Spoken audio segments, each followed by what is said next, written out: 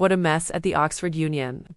A highly anticipated debate turned into a total fiasco, with both India and Pakistan pointing fingers and accusing each other of backing out. Let's break down what really happened and who's telling the truth in this international showdown. The debate was set for November 27th, and the topic was a spicy one.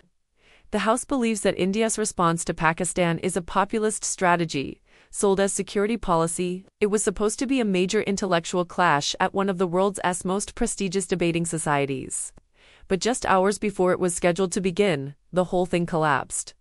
So, what went wrong? Well, it depends on who you ask. Let's start with the Indian side's story, which comes directly from one of the speakers, Advocate J. Sai Deepak. He posted a detailed account on X, and it's quite the story. According to him, the event was unstable from the get-go. He pointed out that key figures at the Oxford Union, including the president and the treasurer, were of Pakistani origin. He even alleged that the president was the son of Pakistan's Minister of Defense Production. Things got more complicated when the original high-profile Indian speakers, former Army Chief General Naravane and Dr. Subramanian Swamy, had to pull out just 2 days before the event, due to prior commitments. This sent the organizers scrambling for replacements. Sai Deepak, who was already on board, stepped up and managed to bring in 2 other speakers from the UK, Manu Kajuria and Pundit Satish K. Sharma, to represent India. They were ready to go. Then, on the day of the debate, everything fell apart.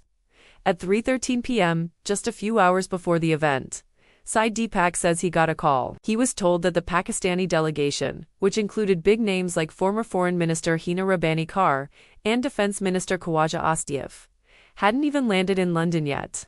Hearing this, the Indian team who were on their way decided to turn back. Why travel all the way to Oxford for a debate with no opponents? But here's the twist. Later, Sai Deepak claims he received confirmation that the Pakistani delegation had, in fact, landed, and was already checked into a hotel in Oxford. This led him to issue a blistering statement, accusing the Pakistani side of deserting the battlefield even before the battle begins. He suggested they simply didn't have the courage to face a live, unscripted debate. He also slammed the Oxford Union's leadership, saying they allowed their prestigious institution to be dragged in the muck and used as a mouthpiece for the Pakistan High Commission.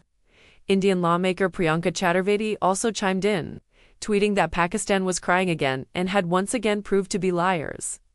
Now, let's flip the coin and look at Pakistan's version of events. The Pakistan High Commission in London released a completely different statement.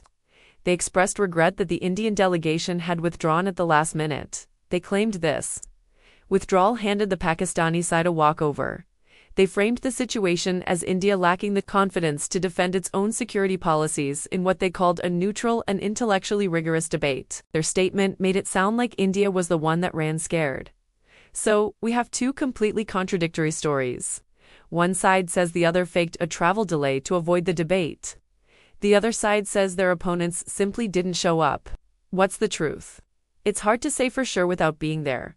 But Sai Deepak's detailed timeline and his public challenge raise some serious questions. Why would the Indian team, after scrambling to find last-minute replacements, suddenly back out? And why would the Oxford Union organizers tell the Indian team the Pakistanis had landed if they were already in a hotel in Oxford?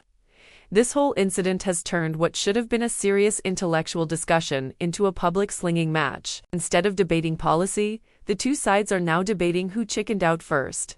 It's a real shame for the Oxford Union, whose reputation for hosting serious, challenging debates has taken a hit.